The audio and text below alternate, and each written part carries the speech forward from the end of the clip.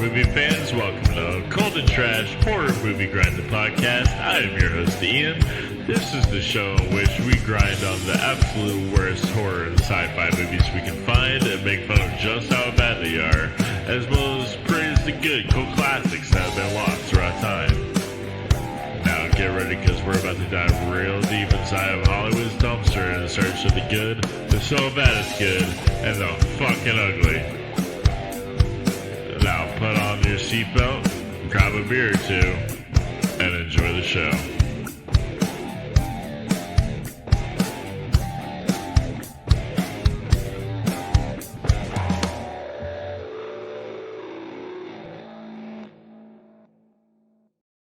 Hey, we back. Another episode coming back at you. I'm Ian, and today we are doing Tank Girl from 1995. Based off the comic that was it was Alan Martin who did the comic and who ended up illustrating the videos from the gorillas, so that's pretty cool. But yeah, this is a fun movie, comic book movie, live action, 1995. You know, one of the movies of that time that just was just really campy and colorful. Like, you know, you got your Mortal Kombats, you got your Mario Brothers, you got your Blades, Judge Dredd's, that whole thing. The Tank Girl's another one of them. Not really, kind of drowned in obscurity. Didn't really make that much attention, but it does have a bit of a little cult classic. So yeah, so we're covering that today. With me covering it, a shout out to Bree. Unfortunately, she couldn't join. She was going to, but there's a thunderstorm going on at her place, and she lost her power, so she can't join. So pour one out for Bree. But I do have two others. You know them from previous episodes. I've got Jenna's coming back. Welcome back. Hello. Hey. And also Seth from Who's Next Podcast is back. What's up, man? No. How y'all doing? I told her she should go outside and just fix it. Right. Even send a YouTube video. Yeah, you did. The podcast just isn't that important to her, I guess. I guess not. Ever since she started her own podcast on that's the same show. the power's conveniently out. It is. Okay. I actually know the funny thing is, as we're recording this, her new episode is premiering live right now on YouTube. Nice. That makes sense. But anyway, how are y'all doing?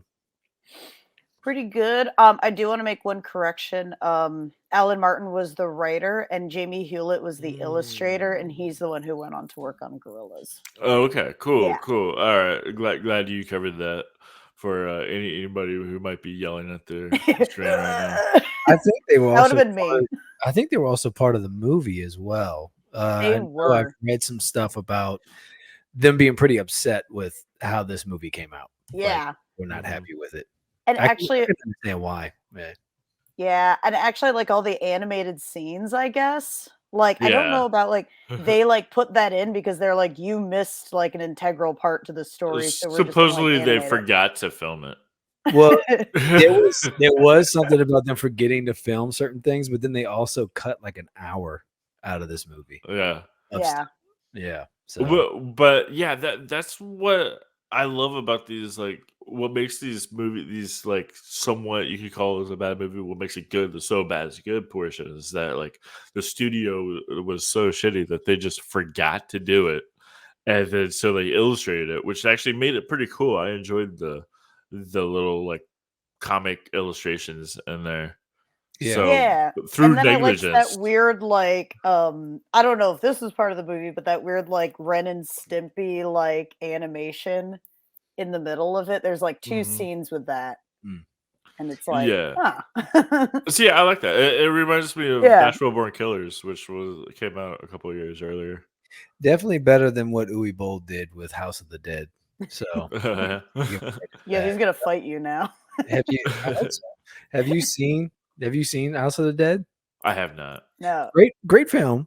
If you want a zombie movie with a 10-minute Matrix fight scene in the middle of it for no reason, pretty great. I do want that. Yeah. It was highly reviewed for us on Losing Lives. But the reason why I bring it up is because with that movie, the scene transitions between between scenes and all, they cut in video game footage of just some rando playing House of the Dead. It was just like there'd be like a zombie like and then it would like cut to another scene. And it had no purpose or merit to be there. It actually felt like, oh, this is kind of a fun way to do this, and it didn't really feel as bad. Like when you tell me, and like when I read that, oh, they did this because they forgot to film scenes, I was like, oh, this almost felt like it kind of brought a vibe to the movie that I didn't think that was probably my favorite part of the movie were those scenes.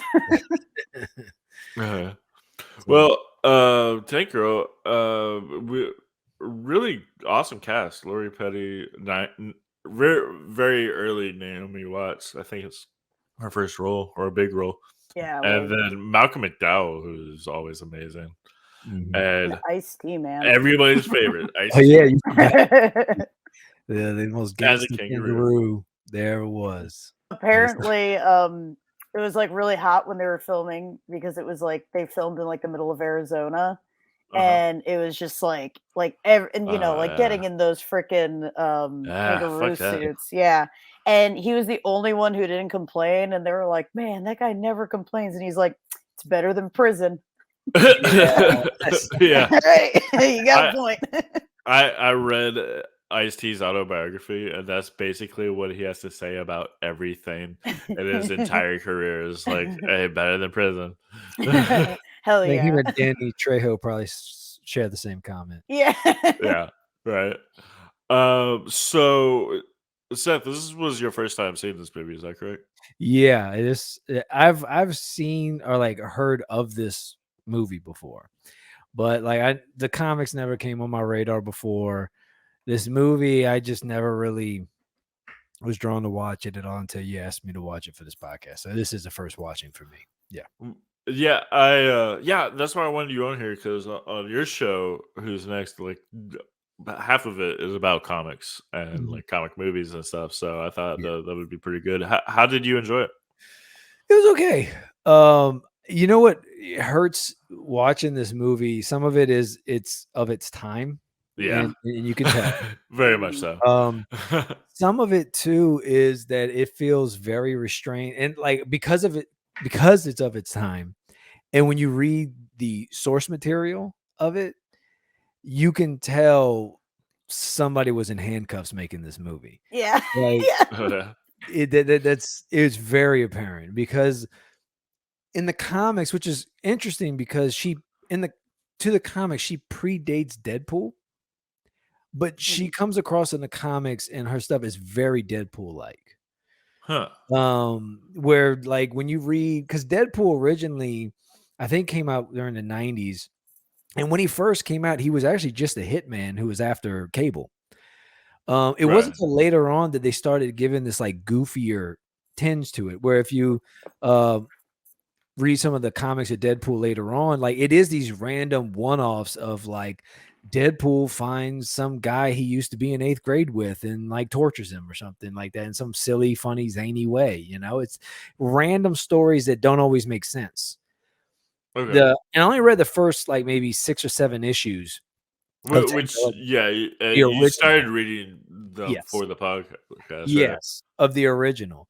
And they're very much like that. Like the first one, like this whole thing about the water and everything in the movie, maybe it happened later on in comics, but in the beginning, they're just in Australia. So that's like, not in the comic. No, I think I don't think a comet. The whole idea of a comet hitting the planet and them being in this desolate world, that's not a thing in the original comics. That at least that I was. Is it at least post-apocalyptic? I'm sorry, Jenna. No, it doesn't seem that way at first. But what you were going to say? It is post-apocalyptic. Okay. I know that that Jamie and Alan decided that they'll, kind of like do the whole water thing, just to make it have a plot, because the plot's kind of just like there's no plot. Chick Yeah. like who lives in a tank. And I think the worst thing about this movie is that like The lack of the tanks. whole point of Tank Girl is like that she's in Australia and she's Australian. Yeah. And that's why they're in the middle of the desert. Yeah. And Yeah. you lose all of that in the movie. So like just I'm sorry. even like Tank Girl saying something like Lori Petty going like, "Oh, I just want a fucking beer." Like Yeah. for in the comic it would be like, "Ah, I just want a fucking beer." You know, like it just like kind Okay. of loses Do like they that spell flavor. out the accent Yeah. like that? They do actually. In a lot of instances, Nice. they do. They also use a lot of references and stuff that like go over my head because I'm not from Australia, so Right. it does feel like it's from there. Um, but beyond that, so it's interesting you say that it is set in post-apocalyptic times, at least in the comics too, because at least in the first 6 or 7 issues, if you're like reading it, and I got the first like trade where they reprinted the original comics but did them in color, but it's the Mhm. original like stuff. Like there was Yeah. originally a Okay. white and black, Ninja Uh, Turtles did the same thing where they reprinted out in color like the original Ninja Turtle oh. stories from back then. So they did them here, and you don't get anybody really even commenting about it being post-apocalyptic really in any way. It just feels like a zany world in Australia. Like Yeah. literally there's even more religious tones where she meets the devil and Oh, really? Oh, that sounds cool. she finds God's Huh. coat, and the devil wants God's coat, so she trades the devil the coat for 3 wishes. And like there's like stories like that, or she runs into people on a mission from God. So there Mm. is a few stories in just that first trade where there is like religious notions to it. I mean, there's TV and like the news is going on. Like she was on the news because one of her wishes was to be on some talk show that the devil gave her. So like all that Okay. stuff exists, making it doesn't seem post-apocalyptic, at least in the beginning. Maybe they went that angle later. They Because kind of didn't. It's just like like it was always like they were like, "Oh yeah, it's set in post-apocalyptic world." they do say that she has military training. They make comments about her that said Uh, she's had military training and like And she's a what is that? mercenary. Yeah, yeah, Yeah. none of well, that's in the yeah. movie. Yeah, she's Yeah, Canadian yeah. mercenary and Sergeant Small, small unit. In the movie Okay. he's in there. Yeah, He's I've seen pictures from the comic, and she has the war helmet on. Yeah. Yeah, well in the movie there's a character called he's the one who's trying to hit on Jet Girl the whole time. They Uh, call him Sergeant Small or something like that. Hmm. It's and in the books there's a Sergeant Small unit. She's kind of a joke on his dick. And he yeah. but what's funny is he's only in like 2 of the early issues because the first issue he hires her to get to get something to stop the president from shitting himself. So she's got to hurry up and get this to him, a colostomy bag, I think it is, and she has to get it to him before he shits himself on TV or something like that. And she fails, and the president shits himself. And they're like, it's Tank Girl's fault, and it's all in the papers. Again, doesn't seem very post-apocalyptic in these early issues. So that's one. And then the second one, he kills himself. So he's already dead the second Uh, time he appears because he has these haunting dreams of Tank Girl meeting up with him and like just terrorizing him. So he's like, fuck it, I'm gonna get ahead of this. I'm gonna go after Tank Girl. And he goes after her. And through some wacky series of events, something happens where her body starts distorting because she drank something or had uh, something, and her body starts distorting, and her tits get real big and hit him in the face. And he's like, oh shit, I'm still dreaming. I know how to wake up. And he pulls the gun and blows his brains out. God And damn. his whole squad is like, oh shit, we're in a Uh, dream too. And they all blow their brains out. So him and holy his whole shit. squad kill themselves. And that's like the 3rd or 4th issue. And Sergeant Small Unit is dead. Unless, of course, they just bring him back. Whatever. Because like in the first issue, she fucks the kangaroo after she kills the So kangaroo's that's whole still in there. squad. Okay. So We got a little bit of the she comic kills actually Yeah, in the movie. Booga. Booga's like yeah. the kind of like simpy boyfriend throughout like the whole Well, this is the series. thing. In the first issue, so these kangaroos are just terrorizing people in Australia. And whenever they see somebody having a party, they run in to do that, right? So Okay. she comes in she gets hired, like Jenna said, it was like a mercenary hired to take care of the kangaroos. So she kills them all, except for one who she chases on top of this like mountain somewhere in the desert. And they get tired and they're laying next to each other. And what next thing happens? They're fucking. So then after that, he gets up and he's like, "Oh, so I guess we're good then, huh? Is there any way I'm get a call back from you or something?" She's like, "Call back? I'm taking you with me in a body bag." Bow, and murders him. God damn. And that's how the comic ends. 5 issues later, she's banging a kangaroo guy. I don't know if it's the same one, if they just brought him back to life because who gives a shit, Yeah. or if it's a different kangaroo, because she breaks the fourth wall a lot too. Like there's one where somebody poked holes in all her bras. So she's like, I guess somebody wrote this so I wouldn't have a shirt on. I wonder what the censors are going to do about it. Oh, so that's what you're talking about, like Deadpool, like the Very self-awareness. Deadpool. A Yeah. mercenary, Okay. breaks the fourth wall, talks to the readers a lot, zany shit that happens. It's like the creators of Deadpool read Tank Girl and was like, "Oh, let's make Deadpool that." I didn't realize that that Tank Girl predated Deadpool. That's interesting. I'm pretty sure. Check me on it, but I'm pretty sure When Deadpool was didn't get Tank Girl introduced written? in like I think the 80s. I want to 80s, say. yeah. I want to say sometime in the 80s, and I want to say Deadpool wasn't created till early 90s. And when he was that sounds created, about right. he wasn't even the character that we know him as in the beginning. They changed I him heard to something a that little bit 3 about years that. later. So, yeah, it's and she's really, unless there's another character I'm unaware of at the moment, she may be the OG like framework of Deadpool. I had no idea that Rob Liefeld Interesting. created Deadpool. Yeah, he did. Yeah. That's why his feet's all fucked up. Yeah. This is a very yeah, who's next version of this 1991. show. You shouldn't have Ni- invited me. Deadpool was 1991. Tank Girl was 1988. Yeah. There you go. So Wow. she predates Deadpool. Yeah, and like that's like another thing is like it's like super trippy Tank Girl, and like it's gorgeous. Like the panels are fucking gorgeous. I've heard that. I haven't seen it all. Jenna, what's your introduction to Tank Girl, both the movie and the comic? I was like huge into gorillas when I was in middle school. Yeah. and I really liked the style and everything, so I was like, who is this artist, and I looked them up, and that's how I found Tank Girl. It was really hard for me to get my hands on any comics then, because that's before you could just order it. So you have to go to the store. I had to go to FYE. So I only had like as I said in the chat, I only had like a couple I had like one graphic novel and I think like maybe 2 issues of the comic. I can't really remember it too well. I kind of remember the lore a little bit, not like you, Seth, because you're fresh off. Yeah. I read the first couple issues. So yeah. Okay. And then I saw the movie, and I watched the movie a lot when I was a kid, and I was like, it's all right. Like in my head, I was like, yeah, I kind of like it. Yeah, I that's really basically could what not stand it this round. Like Really? I haven't seen it like since. See, really. I'm the opposite. I didn't like it the first time I saw it, and then which was I don't know, maybe about 10 years ago, give or take a couple years.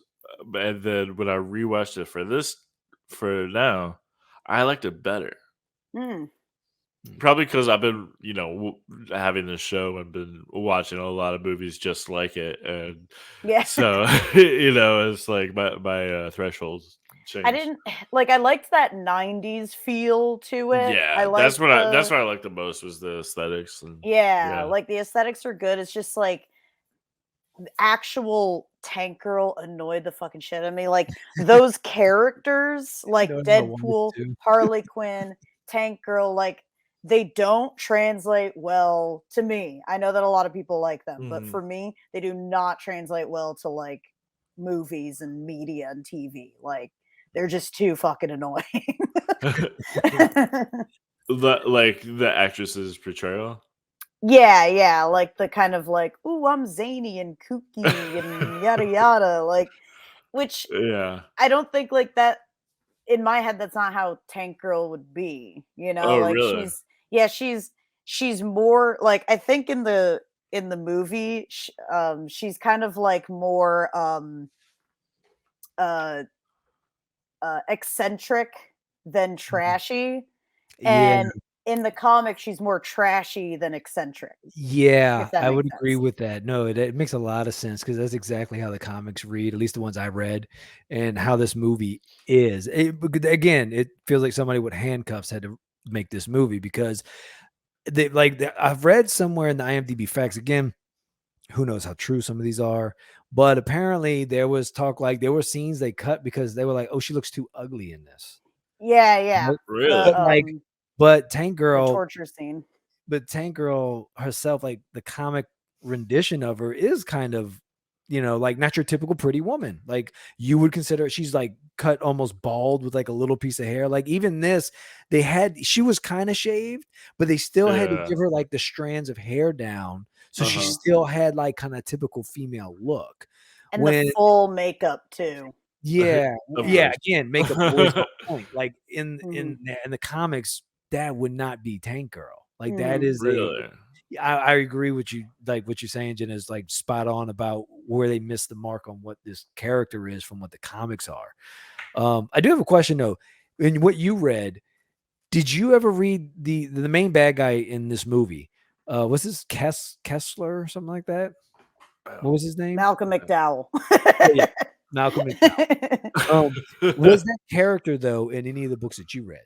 No, I don't think he was. I think they That's what made I was up wondering. that whole plot Yeah. like totally independent from the Okay. comics.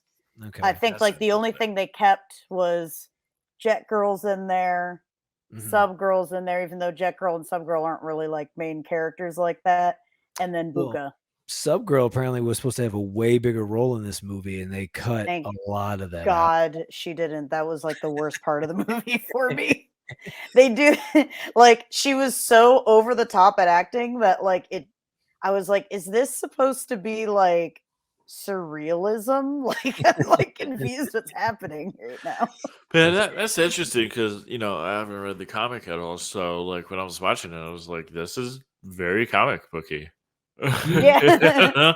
I mean, that's the Yes. thing is like it is comic booky because like the directors or the creators were like they worked a lot on this movie. They fucking hated it, but they worked on the movie a lot. Yeah. And those cut scenes really helped, you know, like Mhm. with all the stuff. And I'll give it to who did wardrobe design, who apparently also did the Crow. Oh, By the really? way, yeah, I the did not costume know that. designer. The I could costume see that. designer like The guy with took his torn up spider web shirt. yeah, and his little duct tape corset. Apparently, like that costume designer pulled like straight from the comics, Oh, okay. like all Yeah, the like like I with said, the the giant aesthetics is rocket probably boobs. the best part. Yeah, I've seen Yeah, that. I've yeah, seen that yeah. picture of that. Yeah, yeah. So the guy who did the comic. So I guess the movie did. He hated the whole thing with the movie, and it bombed really bad. So then I guess correct me if I'm wrong. If you know, he dropped Tank Girl and then moved on to Gorillas. Like, I don't know about I think that. he did actually, because if you look at some of the later, I've seen some of the later issues, like late issues, maybe in the 2000s or so, and I know Alan's name is still attached to it, but not the other guy. Yeah, I know that like I forgot who ended up working on Tank Girl, but someone totally different with a totally different style. And Mm, those are the ones I haven't read. I mm, don't think that he dropped Tank Girl and then did Gorillas. I think like he got Gorillas. mm. And then Yeah, he's like, this is yeah, where the money's at. right? Yeah. probably so. That sounds Yeah. about right. Smart Yes. movie. But yeah, yeah, definitely. Yeah, and they've just had a bit of a comeback too. So still on Yeah. that. Now what I've heard. Speaking of comebacks, I've heard that Margot Robbie's bought the rights to Tank Girl and it's like might be doing a Tank Girl reboot. It makes sense with her like being so gung ho behind Harley, because she is Harley Yeah. Quinn's a Tank Girl clone, basically. Like, Yeah. Yeah. Well, but like the wrong parts of Tanker. yes, I didn't. yeah, you're right. The wrong parts. There's some similarities, but like this is the problem. They've done a lot of stuff with like Harley Quinn and even Deadpool for that matter, where they've tried to give them this more heroic tint. I think that if you've done Tank Girl right, you should kind of walk away not sure if she's the good guy or not. Yeah. Oh, Yeah. Like, okay. Yeah. It's she's something. definitely an anti-hero. Yeah, something to that man. I mean, she does kind of mean well in circumstances like the one where she makes the deal with the devil.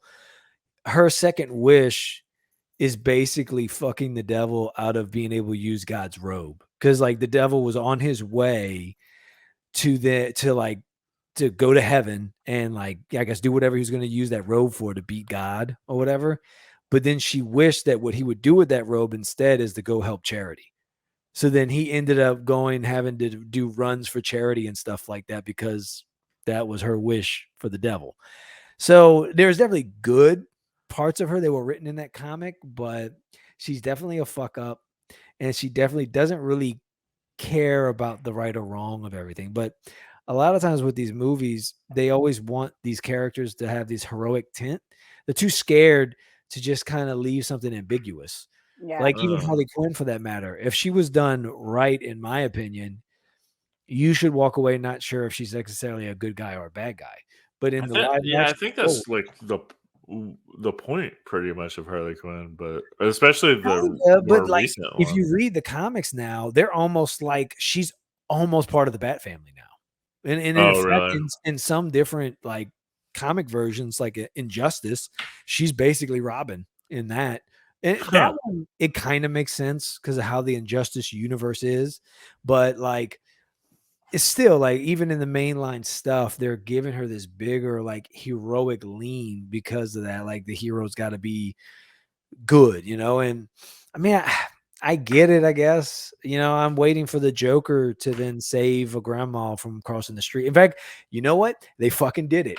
If you watch Harley Quinn, the TV show, they turned Joker into a good stepdad who runs for mayor in a certain part of the show. Are And you this talking is about the cartoon? The cartoon, the animated show. So this is a bit spoilery, but I'm not going to get Huh. into deep spoilers. Not going to say how things ended, but they have turned Joker from serial killer criminal in the show to stay-at-home dad who's like worried about his Spanish son getting good Fuck? grades in school and shit. What?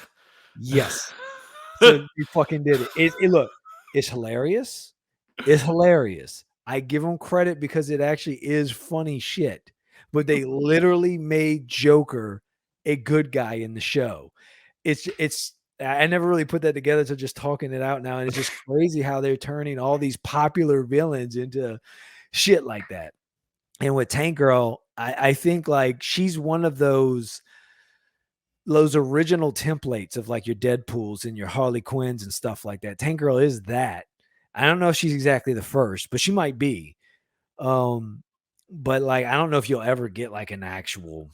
I still don't. We're almost there to where I think with some of these Netflix shows and stuff, I think we might get a point where maybe we can get like a Tank Girl. But I say this: if Margot Robbie is behind Tank Girl, I think you're gonna get another edition of Harley The Quinn. one thing that I do like about the fact that it would be Margot Robbie, I don't really like it, but the one thing I would like is that she's at least fucking Australian. I don't know why that Oh, bothers is me she? so much. But like I guess because like when I think of Tank Girl, the closest movie that I can think of like to the comics would be like Priscilla, Queen of the Desert meets Mad Max, which is like the I most definitely fucking got a lot of Mad Australian Max vibes movie. for sure. Yeah, yeah. But what's missing is that Priscilla Queen of the Desert part. You know what I mean? And it's like those are the two most Australian movies. Oh, and then like throw in some Body Melt. You know what I mean? Oh, Like yeah. whoever Dude. directed Body Melt should have directed That Tank would have been Girl, a completely different movie. It would have been dope. Just keep the same cast. Wow, I can't even imagine that. So Jenny, you said this time around you didn't like the movie at all. No, I definitely liked there was still like some parts I like I watched this movie enough that I knew which scene was coming up. I'm like, all right, this is when this happens. It was just her fucking voice that was bothering me, and Oh, really? and kind of like all the quips. I think because now there's like the Deadpools and the Harley Quinns out there, whether I was Right. like when I was in middle school and a little bit in high school, that wasn't as big. So now there's the Harley Quinns. The whole like sarcastic but still badass and Yeah. So it's like now it's like kind of a trope. And so when I come back to that this makes sense. movie, I can kind of just see that trope. Yeah, the other thing they did in this movie too is almost give her like almost like a Punisher backstory in a sense, where the corporation killed everybody that she loved, and so right. there's this kind of revenge tint to it as well. Which the funny, sorry to interrupt, but yeah, the funny thing about that is that they like murder her. She watches her boyfriend gets murdered brutally. And then she just like moves on quick. Yeah, she does not give a fuck. But she's still like you said, it's like a revenge thing. So she's avenging him while also fucking a kangaroo at the same time. See, those parts of it are kind of Tank Girl. Tank Girl would do that. Her boyfriend would die, and she'd probably not give a fuck the next episode. Fuck. She'd just be like, whatever. So that kind of is it. That's like, just accidental. I don't think she needs the motivation per se. Like, I think it'd have been better if somebody just actually paid her. Like, if that's exactly she's trying to save the little girl mostly. Yeah, if they took that out, didn't even have a little girl in, just like, hey, like also, these then they wouldn't fighters. have that stupid musical segment in the middle. Which also bothered me. Yeah. They cut. I heard that was a lot longer, and they cut a lot of that out. So we got a shortened version of that as well. I think I liked what they cut then. Yeah. So far. What they should have done is not even have the girl. Just there's these freedom fighters. And she's like, okay, but she doesn't give a shit either way. She doesn't give a shit because she's just going to do her. And they're like, how about we'll pay you in beer or something like that. Like we'll give you all the beer we got. If like, you how about the water company, Water and Power? They enslave her, but then they find out she's useful, so they're like, all right, well, we'll give you this amount of money, we'll give you beer, we'll give you this tank, and then the kangaroos pay her more. And then she's like, oh, well, fuck that. I'll just fucking, because that would be more within her character. And that's easy too. Yeah. Why not? But you see, in the 90s, that stuff definitely wouldn't fly. Like now, I think you can maybe get a movie like that done. Maybe not a movie, but maybe a TV show. Because, like, look, I mean, to be fair, look at The Mask. The Mask is a comic book, an R-rated, violent, over-the-top comic that they turned into a PG. Turned that into something way different. They have, which is weird because I like both of them. Yeah, but look, I love The Mask. Jim Carrey, The Mask is a good movie. I'm not hating on it, but it's not the comic. It's not the comic. The comic is fucked up. Like, he murders a bunch of cops. A lot of people die. Yeah, his inspiration was the Joker to an extent. Like I remember reading something about that there was some kind of, he's not exactly the Joker, but it's almost like you become the Joker when you put the mask on to some varying degree. You're a psychopathic killer who just thinks it's funny, like it's the god. I think what they use Loki, right, as the god of the mask or something like that. Yeah. So yeah, is that not in the comic?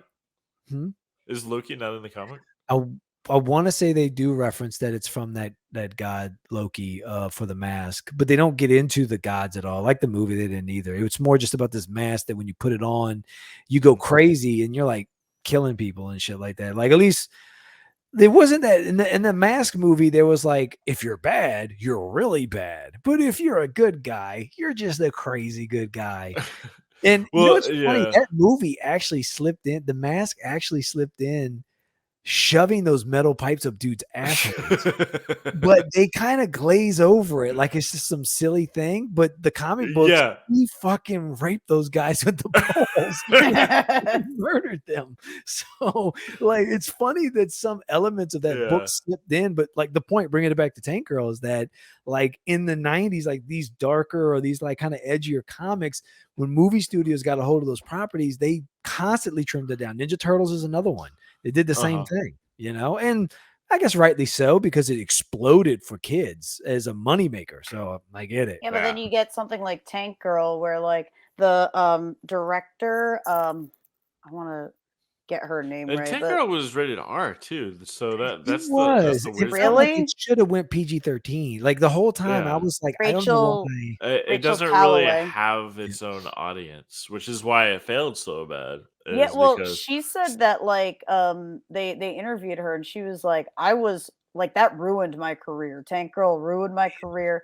I So, couldn't like get any movies made. I was like yeah. embarrassed to even She say still that. she loves it to this day. I heard. Well, yeah, now then she was really embarrassed by it, like ruined her career and everything, but then she saw that there were fans of the movie and now it has like that cult classic Yep. kind of yeah. stamped on it. So now she's like come to and she's like, I like it now. But Mm. you know, I was pretty much freaking traumatized by it. Naomi Watts hated it. I heard that. Yeah, I heard that too. I would like to have seen what her cut would have been, because I don't think we got her cut of what this movie was supposed to be. It sounds like it was really trimmed out. Like an hour of footage is missing. So I'm sure it's clearly, probably trippier, you yeah. know. Yeah. I wonder I'd what hope. I wonder what her vision of it would have been if we seen it all, because they do explain some of it. Like some of the cuts, they go into the comet hitting the Earth, and there's a bit more about the building the actual like why the Earth is in the position that it's in right now. It's in Yeah. this like disarray of whatever. Uh-huh. So there's a bit more of that in it.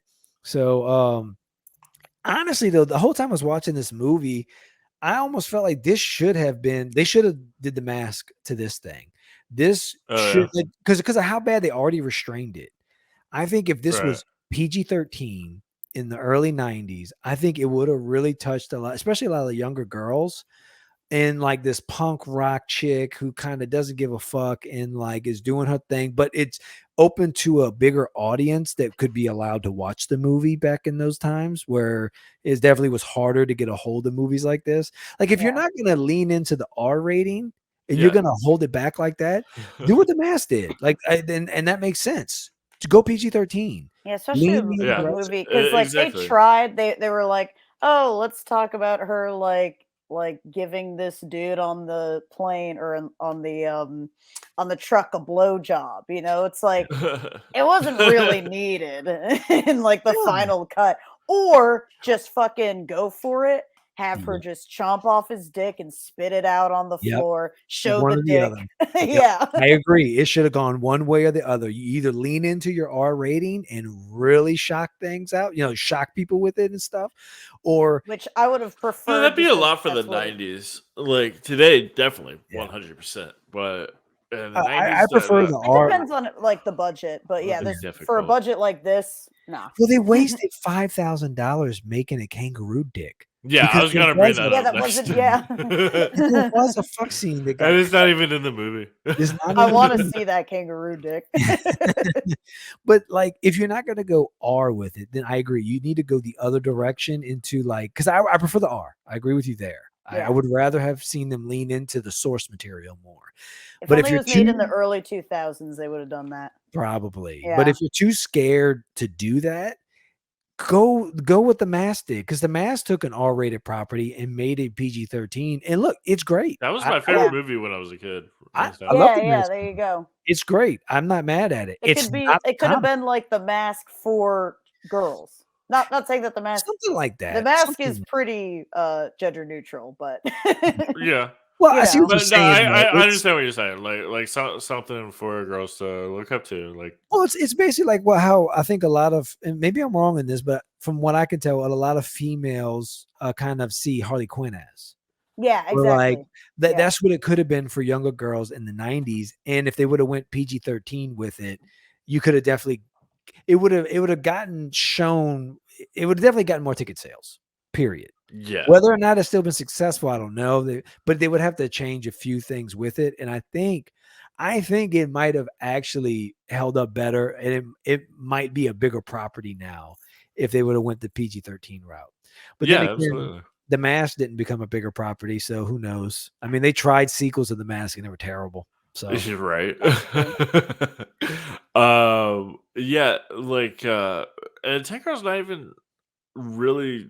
I mean, they say fuck a few times, but that's really at least the I was implied surprised that sex it got scene, an but R rating. I guess I didn't notice that while I was watching it, but it definitely felt PG-13 to me. yeah, it Like, did. They did show what they showed nude drawn. they did show her Iggy Pop naked. as like a pedophile. Yeah, and they showed yeah, the guy's ass for a bit, but I think you could do that on PG-13 in the beginning where he had to drop his pants. I Yeah, think, but you're right. All they had to do was cut out some F words and maybe one or two sex jokes, and it would have been PG-13 because there was yeah. nothing Mhm. ultra violent with it that I can recall. I don't think anybody like what's his name got his arm blown off, but I mean, you could have toned that down pretty easy to where it would have fit a PG-13 rating. right. Yeah, I mean, in Waterworld, Dennis Hopper has his eye fall out or get blown off. was it a PG-13 movie, Waterworld? Yeah, Oh, okay, yeah. Well, then, yeah, you could have got Maybe it. Waterworld's and not the then he best shows way it. to. He shows it's pretty much he just takes his little thing off and he just shows it right in front of the camera, and there's his eye hole. Mhm. Yeah, That makes me so that would have almost been want to fun. see Waterworld. You've never seen Waterworld? No. I Wow, haven't either. No. really? Is that Kevin Costner It's movie, kind right? of the Yeah, opposite of I Tank thought Girl My if you think dad about it. yeah, my yeah. dad loves that It's movie. He loves it. He watches it all the time when he can. I have And you never seen seen it? parts of it in passing. I have never watched that movie. Yeah, me too. My it's mom actually used to pretty like good. Waterworld, and it would be on when I Yeah, was I loved young, but I it. never I like loved saw it the when whole I was a thing. kid. Yeah, Yeah. it's very reverse Mad Max Mm. Yeah. slash Tank Girl. Yeah, it's. I mean, it's a stupid premise. The icebergs melt because of global warming, and then it just like the entire planet floods, and then it's Mad Max. On Oh, both. there you go. um. Anyway, back to Tank Girl. Let's talk about everybody's favorite actor, Ice-T. Hell yeah. Definitely, he he was my he favorite. he appeared in a number of movies in the '90s, and it's like, there's Ice-T. Yeah. Like, one of my favorites is Leprechaun in the Hood. Wait, Oh, Which hold hell is on. yeah. great. Am I wrong about this? Didn't he say something about being a cop? You did. I was Yes, just thinking, and I was like, which is "Oh, is like this the his Law and thing. Order thing?" Like, Well, this and is it's a like, sequel to Law and Order. who did So you? this Because they were is all like Well, reincarnated. this is before Law and Order. Oh I think. shit! no, but So this are is a you sequel. saying that This Law is and the Well, Order? sequel. he's an SVU. So what I'm saying is SVU happens, and then the world comes to an end. Yeah. He gets experimented on and turns into a Yep. kangaroo man. That's And what I thought. now this is what we have. Ice-T. He Yeah, was a yeah. cop treating, sex victims. Yeah. Well, I Water. Water. And now he's a cop. Or now I he's a see kangaroo. that, but I raise you, Seth. Before Tank Girl, a Mhm. movie came out before that. Ice-T's first movie. It's I forgot what it's called, but he plays a cop in that one, and he has dreadlocks. Oh wait, is that Oh, yeah. New Jack City? Is that what you're Yeah. talking about? Yes. Yeah, That's the yeah. one. He's a cop in that one. Yeah. Mhm. Yeah, and he has the dreadlocks, so he The looks sequel exactly to the New same. Jack City. Okay. Yeah. That's even better. And they asked him why he played the kangaroo, in which I have a clip for that right here.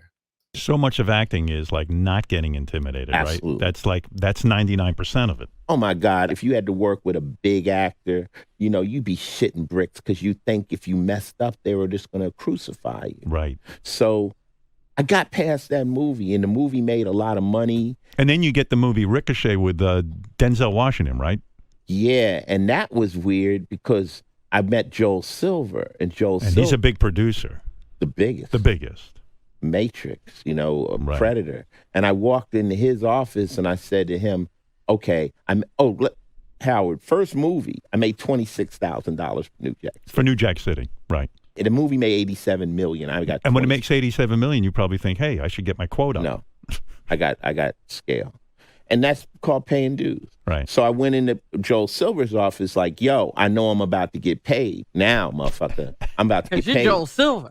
You know what Joel Silver told me? What? He said, Ice-T, you've done one movie. Get the fuck out of here. No one's looking for you.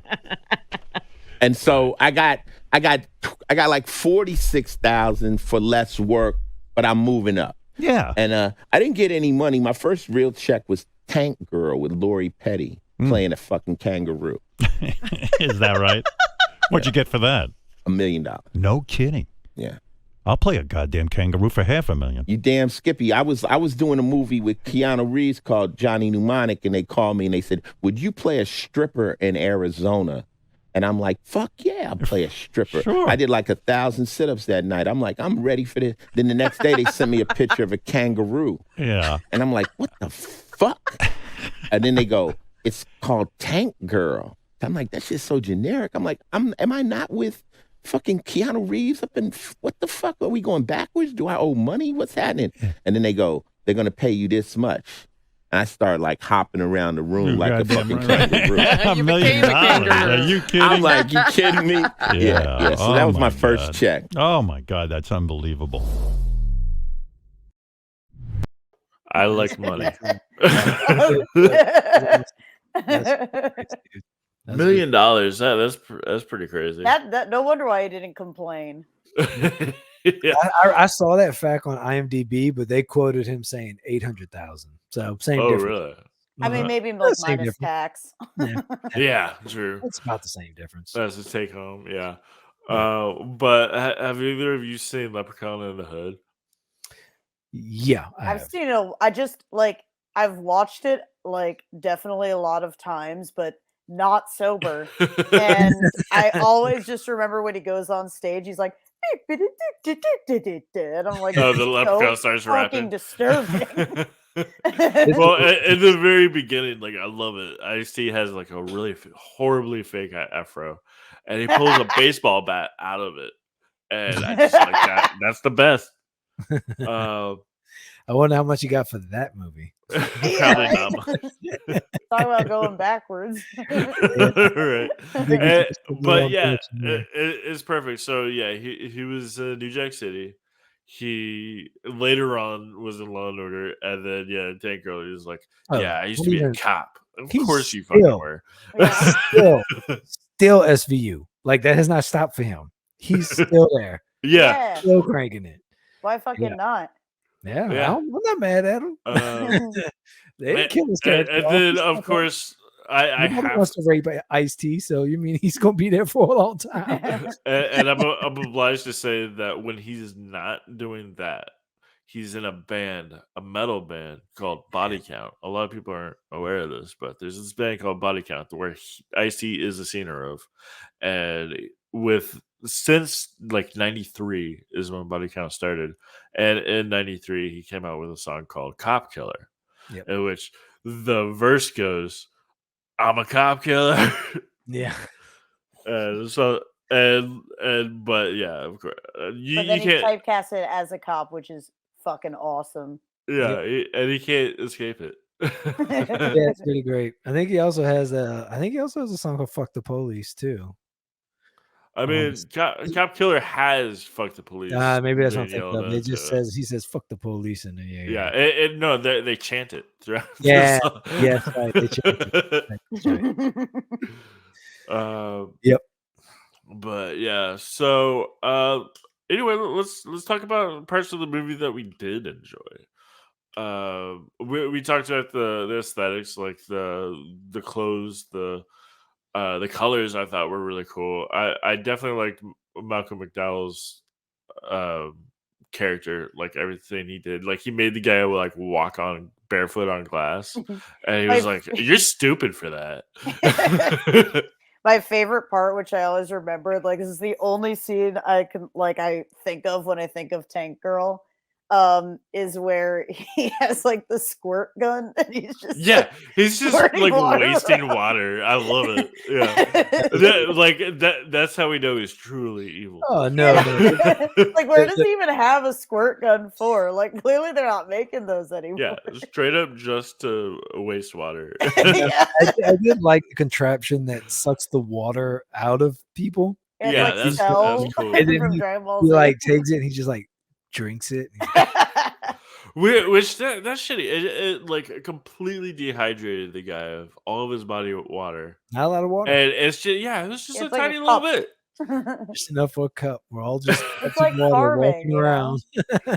So I guess does that mean pretty much they're hinting that the water that they distribute to people are made from dead bodies? I think so. I think that's what they're getting So at.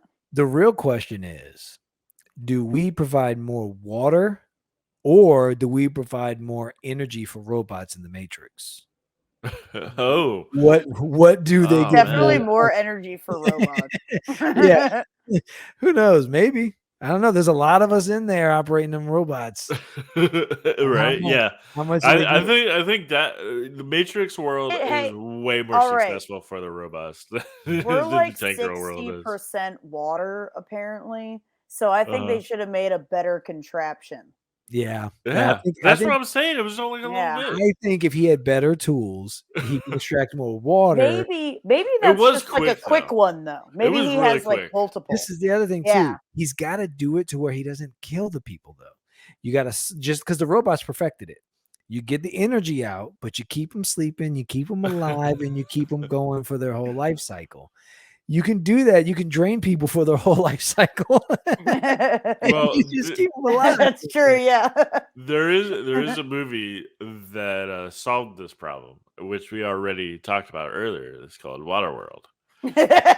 And in Waterworld, he pisses into a cup and then puts it through this little contraption thing, and it turns it into water, and he drinks it right after he pisses into it. So we just chain up people. You don't just have them pee into really technically you don't even need to like filter it, right? Yeah. You can just drink it as is, like fucking Bear Grylls. But it was actually kind of cool because you can charge extra for having people feel like just like how we pay for bottled water. Yeah, right. Don't necessarily need to, comes out the faucet, but hey, filter this piss water so it doesn't get yellow. It's all marketing. Then you have everybody buying filtration systems. And again, Waterworld is a PG-13. They did that. And that's the opening shot too.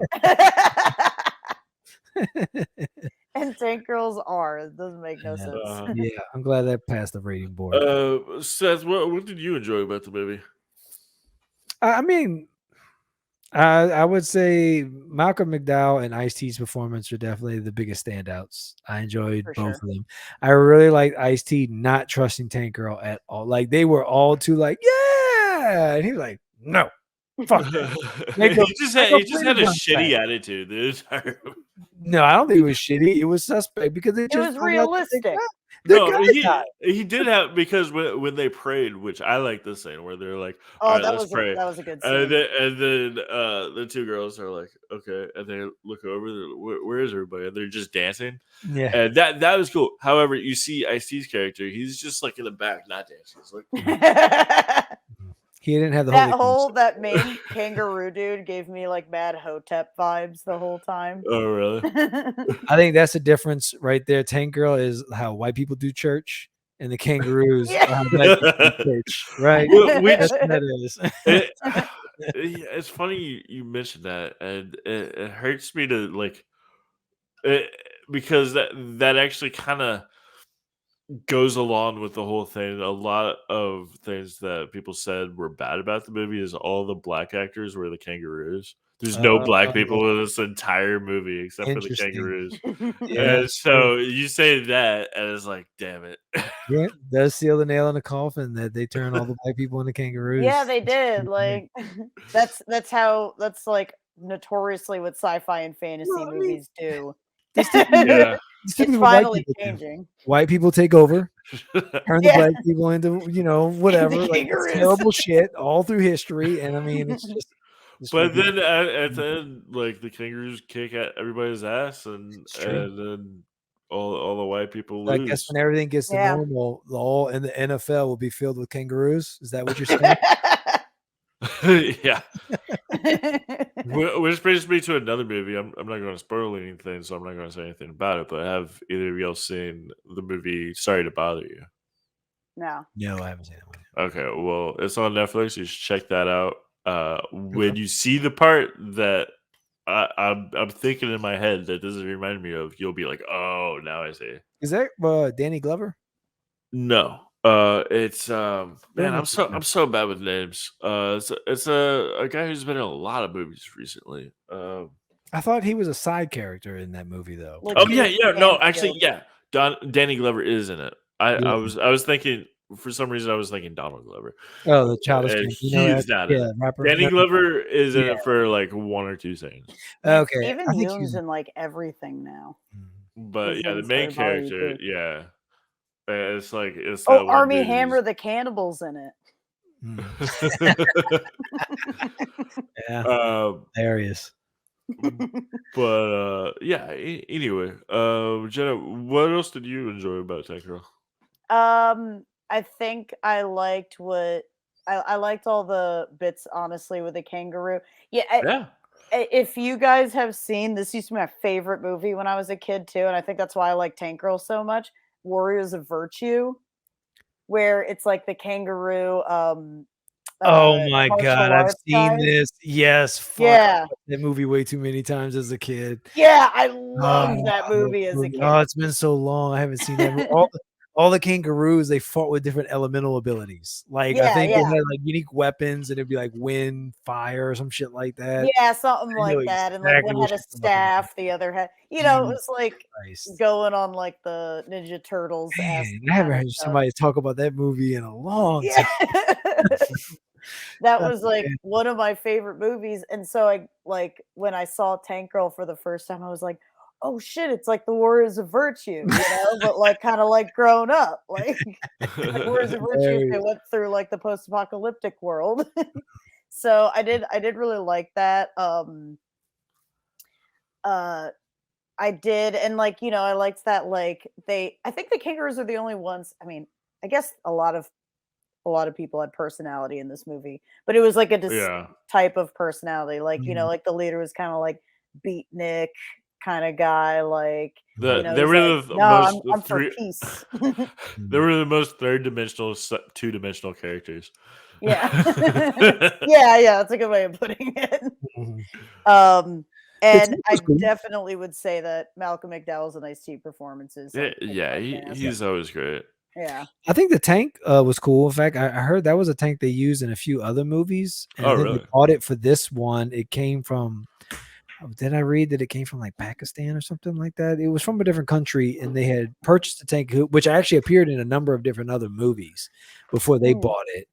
For I forgot how much they said it was. I remember they said it was fucking annoying because it kept getting stuck in the sand and shit. But I thought the tank was a pretty cool thing to see her like ride around in and shit like that. That was I like the actual tank that they had there. So. Yeah, that I liked the tank. I liked the jet that Jet Girl had. That looked a lot like in the comics as well, because I always loved Jamie Hewlett's style when he drew, like anytime he draws like guns, tanks, cars, there's always a distinct personality to them. Like when he draws them, like if you see gorillas, like there's like pictures of them holding guns, like in Tank Girl's pictures. Like there's always like it's almost like the gun or the weapon is like a character. You know what I mean? And so I always appreciated that with Hewlett's art. Yeah, for sure. Yeah, so that's where I have to complain about the movie. There's not much tank in this movie. Yeah, there's not a lot. When it shows up, it's pretty cool, but you're right. There's not much. Yeah, but like in the books, always driving around in. That's what I would assume. Yeah, it's like her a RV. character named Tank Girl. Like, most people like, oh, I live in my car. She lives in her tank. This movie should have just been called Girl. Yeah. Girl. Yeah, it's true. They did give her. It was almost like her origin story of how she got the tank. Yeah, which I mean, it definitely is because she sees it for the first time. She's like, "Whoa, that's." But she also like doesn't know how to operate a tank. Like that was what kind of fucking annoyed me. She like rewatching it, like yeah. So she goes it would in, she's like, definitely what do I do with this thing? How do you? And she's just like pressing random things. And I'm like, bitch, you don't even know how to like ride a tank, and your name's Tank Girl. Yeah. So yeah, well, like again, in the comics, she has military training. Yeah, and so like she probably rode a tank a lot. Apparently, none whatsoever. Yeah, in this movie, she's pretty much just like Rey from Star Wars, Force Awakens. Yeah, because it starts out exactly the same. She's just like out in the desert and just collecting scrap and shit. Yeah. So yeah, basically, yeah, this could have been a completely different movie, and then they're like, well, how are we gonna get people to watch this movie? And just slap some comic book name on it. That's basically what they did. I think it did seem like kind of a push pull for, you know what I mean, like what executives wanted probably. Oh, and then yeah. what, other people wanted. Probably definitely a big case of that bullshit. Because they clearly they had the comic book writers come on, which is not usually a thing they do. And they were cool with an R rating, which is also fairly unique too. Yeah. Yeah, and that's why nobody saw it. Yeah, but I feel like because of that, they did want to make Tank Girl based on the comics, but I'm sure that some studio executive was like, well, but what if we did this instead? Oh, well, we got to make her the good guy. Oh, well, blah blah blah blah blah, and then just it just kind of devolved from there. What came out first, Blade or Tank Girl? I think Tank. You know what? I don't want to say that off turn. I'm pretty sure Tank. I just saw Blade, and Blade looks way more updated. Than Tank Girl. I think Blade did come out after. I was curious because this might also be 1998. Yeah. 98. So that was way after. Okay. So 1995. Is this the first? What's the first comic book movie to get an R rating? That's a good question. Oh, I see what you're saying. Google will answer that. Yeah, because if you look at a lot of comic book properties, I think it's the same thing that the gaming industry had back in the 80s and 90s and stuff, is that it was seen as kid shit. So if you're going to invest in it or you're going to do something with it, you got to make it accessible to kids. The Mask accessible to, even though completely The Mask was not geared to kids at all. If you read the comics, geared to kids, Batman, Ninja Turtles, all these things were pushed to kids, PG-13, get it down there. So Tank Girl being R is an interesting choice. I was just thinking, was it the first comic book? I would think something in the 80s.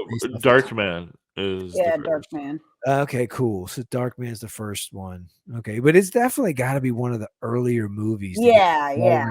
Especially because Darkman, that was his. Also The Crow came out. I think, not too. I think it might have come out before. Did it? Ooh. Before Tank Girl? No, I don't think so. Yeah, that's more late 90s. Yeah. So I'll give that. I guess 94. Okay. And wait, The Crow came out 94? Yeah, and Tank Girl came out in 95. Okay, so The Crow came out first. Wow, so, I didn't realize Crow was that old. Yeah, right? I mean, I knew it was 90s. I just didn't know it was 94. See, it's I guess there was it was around a specific time, I guess. Yeah. Was the Crow? I think it was, right? Because I know a lot of sequels came out. The Crow was financially successful for them, right? It was a pretty big success. The Crow, as far as financially speaking.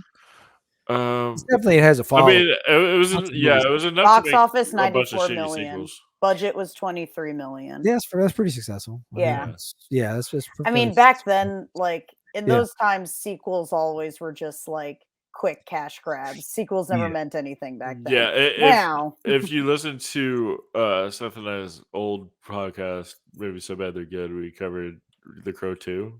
Yeah. oh And god, that was a fun disaster. was that City of Angels, right? Yeah. Yeah. And that's the least shittiest.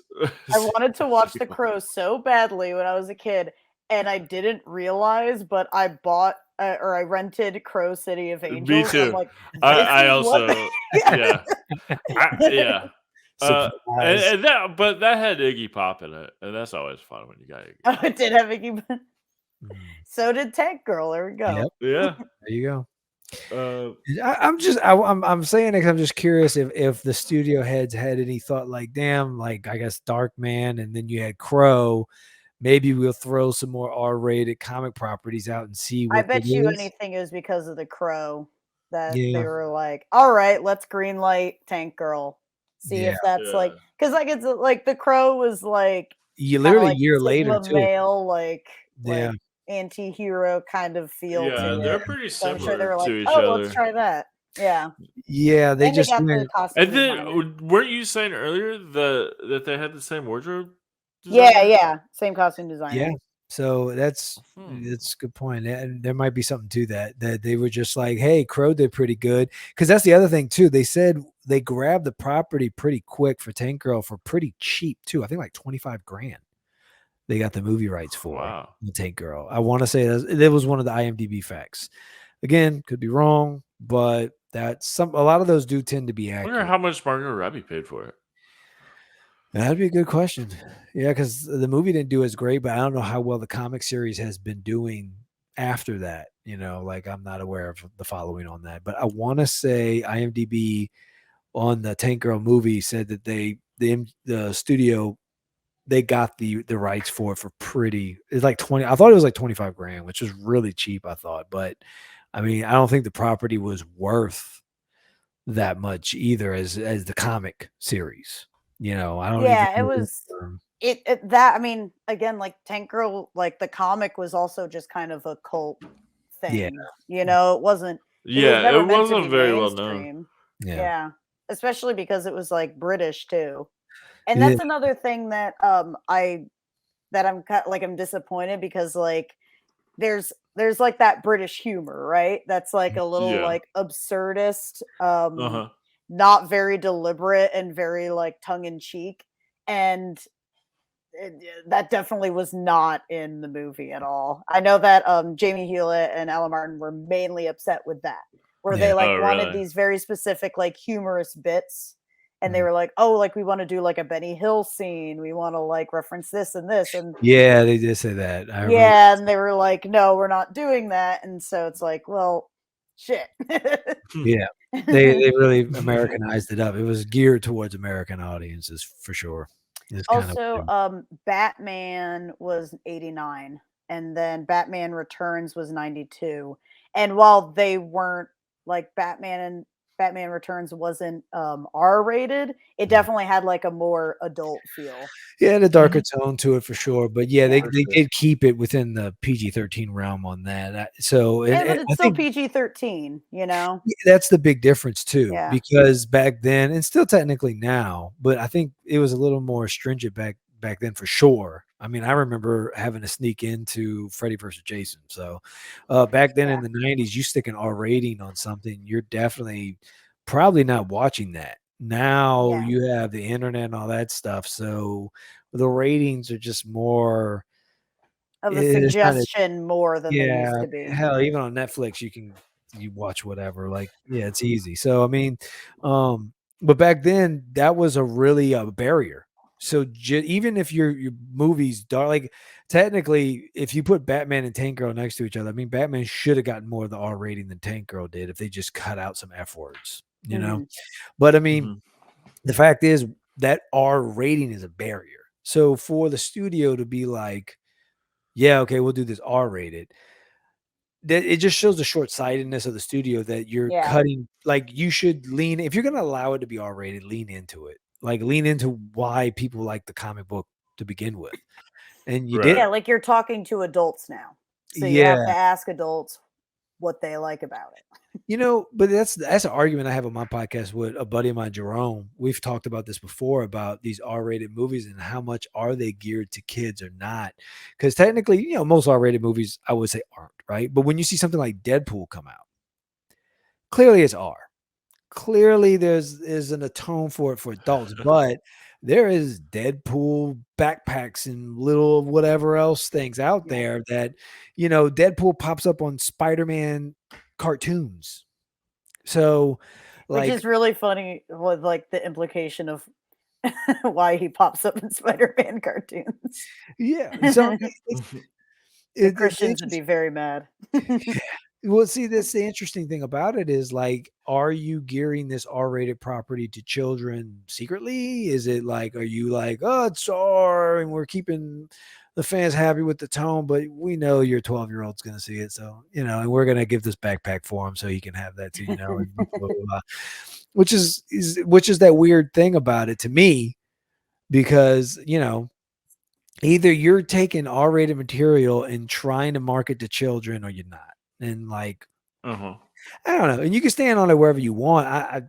It's just interesting because it's especially when you look at these movies from the 90s and stuff, and you're looking at like Tank Girl, like there's a lot of parts of it that feel like it could be for younger children, like teenagers for sure.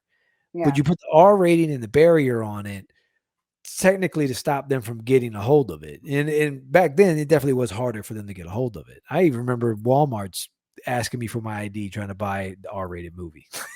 Yeah. So I mean, that definitely you couldn't even work at a video store unless you were 18.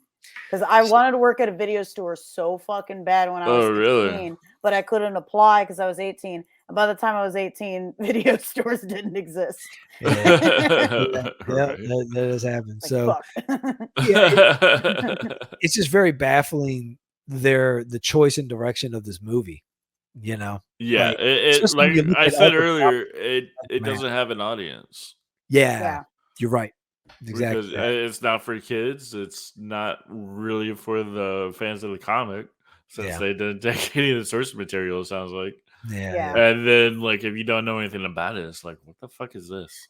I'm wondering, because I know that, like, Tank Girl, like, definitely picked up after Gorillas became popular, because they both have, like, similar vibes, right? Like, Tank Girl and Gorillas, like, it's not like they're completely different properties. Like, you can tell the similarities.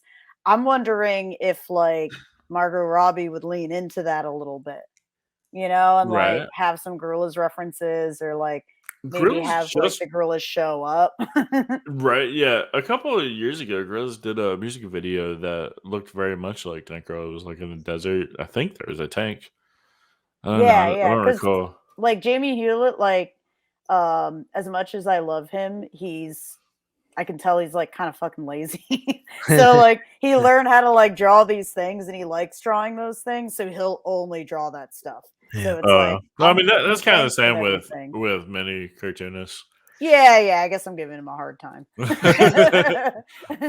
Speaking of movies that comic book movies that bombed the box office, especially in the 90s, there were a lot of them. Like remember Judge Dredd? Oh yeah, was that was R, wasn't it? Oh, I'm not sure. Yeah, I think it is. It is. I want to say I'm pretty certain. All the Judge Dredds were R. Well, I think they only did 2 movies. Yeah, right? Yeah. There's only 2. The second one with Carl Urban was definitely the best. Like that shit was. Yeah, and that one didn't do too well either. Oh yeah, no, I'm sorry. I'm thinking of Punisher. Well, I think. Then there you go. There's another one. Yeah. No, the Punisher came out as. Oh, you're talking about Dolph Lundgren in the 80s. I'm talking about, there was like 3 Punishers, right? There was like Punisher, Punisher Warzone, and then there was like another Punisher in between that. Yeah, so there's the Punisher from the 80s with Dolph Lundgren. There's that. Yeah. You can watch it for free on YouTube. And he didn't have the skull, right? He did not. I don't know if I think you're right. I think he didn't have the skull, and they drew his beard on his face. It's literally drawn on. enjoy this. Punisher Warzone was the best one though. That shit was hilarious. Punisher I didn't Warzone's really dig it. fantastic. I love Punisher Warzone. I'm debatable because Thomas Jane's Punisher was also pretty damn good to me. So it's That was like the John Travolta one, right? Yeah, Yes. I like the Chandra. Warzone is more fun. Yeah, yeah. Warzone is more fun. That's the one where like it starts with like him just like destroying everyone at that dinner party, right? He punches somebody in the face and their face explodes. He jumps over a building and he uses a rocket launcher to shoot one rocket at one human person to just explode them into pieces. And I heard the director of Warzone talk on How Did This Get Made, that podcast. And she was saying she got introduced to material that gave her some Max Punisher books. And one of the first issues she read, Punisher took some dude's balls and put it in a blender and jammed them up, like fucked them up. She was like, oh, that's what this is just ultra violent nonsense. Yeah. And in some aspect, she's right. A good bit of the comics is ultra violent nonsense, over the top Punisher punishing people. There are other elements to the Punisher though. At least in the comics. But she did take that and run with it in Warzone. And it's a lot of fun if you just sit back and just like enjoy like the craziness that she puts on the screen. I did enjoy Warzone. But yeah, those three Punisher movies, the two came out in the 2000s, I think. The first one, though, you're right. I think it was R rating for Punisher with Dolph Lundgren, and that was in the 80s. So I mean, clearly there was some attempts, but like that was a flop. Dolph Lundgren Punisher did not do great. Yeah. So yeah, that they just it's funny that they just kept on trying. What other not Punisher, but like I mean like also like Hollywood here's another kept thing. trying. Yeah. Like you could have totally gotten away with like not letting people know that Tank Girl was a comic. Like they chose to definitely hammer it in that it's a comic, right? Yeah. And like you could have totally gotten away with just being like, oh no, this is just a weird punk rock movie. Punisher, and then like people found out later. Punisher is that. Punisher is a movie where if you didn't know it's a comic, you could probably walk away not knowing it's a comic. But they At least didn't like. I don't know. I don't remember. I just remember Punisher Warzone. But did they have like comic-y like pages in it or anything? Yeah, not that because like Tank Girl, they made sure you knew it was a comic. See, Thomas Jane's one, he doesn't even really put the skull on to the very, very end. So, and like it's kind of a thing. Like his son gave him a shirt with that on it, and at some point, and like. The Thomas Jane one's really crazy because not only does his wife and kids die, but his whole fucking family, like grandma, grandpa, like everybody fucking dies in that one, which is pretty wild. But like it plays more like almost like a more serious drama. You don't really get the comic bookiness out of it. Warzone, I can see where you would make the connection. That's a comic the way it's kind of done. But the other one, no. And also to The Mask. I'll say The Mask. I don't know if I would. I didn't know that was a comic. I didn't know it was a comic for years. Well, that one did great. Yeah, I just read like a Cracked article a while, like, and then they were like, "Did you know that it was a comic and it was like a brutal comic?" And I was like, "Oh shit, I gotta read this." So that's one that we did not know was a comic, and that one did really well. Tank Girl bombed. Judge Dredd. I guess I didn't. I will say like Tank Girl bombed like. For reasons though, like it wasn't true. Not that strong. You can't compare it to Sylvester Stallone's Judge Dredd though. That bombed for some similar reasons too. I think they really did. Like, I mean, the first thing I cannot watch that Judge Dredd. It like he takes his helmet off the first time he can, and like fucking is you got to see his face. Because it's Sylvester Stallone. So yeah, you got show his face. When was the Street Fighter movie? Was that in the 90s? Well, that's based off a video game, but yeah, it's in the similar. 90s. Yeah, 94. I guess you could say and it had Van Damme in it. Yeah. You know, I could see where studios kind of blend the two, where it's like, oh, it's just a property that people like, comic, video game, and they kind of Mario Brothers. I think Mario. Mortal Kombat. Mm-hmm. Well, actually, you know what? For that matter, what was Howard the Duck rated? I don't know. Because there was duck titties in that. Probably Not are to say that should have been R, but I think it actually was PG-13. Wow, and that was 86 too. Yeah, that's early on. PG. PG. Well, yeah, 80s were very, very loose with the yeah. ratings back then. So, yeah. Yeah, he straight up fucks a girl. Yeah. more so in Tank Girl where she fucks a kangaroo. Like that's just implied. If Tank Girl Yeah, was that's done in just the- like, oh, we're like laying down already. I'm like, Yeah. damn, we missed out on a After they kangaroo were fuck dry scene. humping each other. if Tank Girl was done in the 80s, it'd have been PG for sure. Done in like 82, 84, Crazy. we would have the PG rating. Yeah, that's how I would have walked away. So I mean, look, maybe I'm wondering if like the director's cut was more R. I mean, obviously it was, right? They had a kangaroo penis made, $5,000 into it. That clearly would have gone into R. Yeah. So yeah, it definitely had to be more R, and it got cut back. And look, I'll say this: maybe it would have been for the studio's credit, what they pointed out was bestiality, and I get it. Like that's maybe not the worst call the studios made. So like, how about we not have an animal creature fuck a human on camera? Like let's not do We'll something. still imply it. Don't worry. We will imply it. Yeah, we will imply it. We'll come Well, together. no, fuck that. Beauty and the Beast, motherfucker. True. So okay, so that's something I wanted to make fun of about this movie is the bestiality. So they used to be people, like Ice-T was a cop and everything, but the one that she fucks, was a dog first. Right. Who was so good they upgraded him to human. So it's like a double bestiality. It's double bestiality. Well, is it also like, are we also like, so if it was a dog first, right? Then what it was age, never human. What age level is that thing's mentality? Is she also a pedophile? Like, well, there's also pedophilia too. He did seem pretty slow. He was pretty slow. Like what? He had to be at least 8, right? Yeah, so like getting an 8-year-old to like come in your bed, it's also a kangaroo. There's a lot of questionable things about that, I guess. Yeah. All right. Well, unless you have anything else to say, we could go on to the next segment. Sure. Yeah. All right. Well, yeah. So the prompt, and as regular as any other episode, pitch a prequel or a sequel to this, or do what other since we're actually already on the topic, what other comic book? Yeah, I have one. Okay, should have had a campy 90s colorful dumb movie.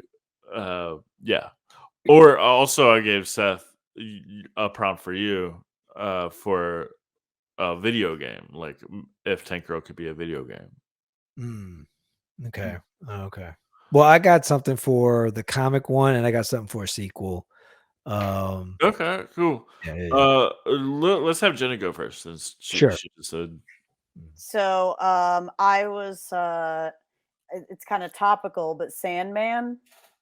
I think that would have been a real, since like Sandman, that was like the height, right? Like the 90s is like the height, 80s, 90s like the height of like when Sandman was popular. And it should have been done by the director would be Alex Proyas. He did Dark City and The Crow. Oh, okay. Oh, yeah. I love Dark so City. like maybe mid to late 90s would be good.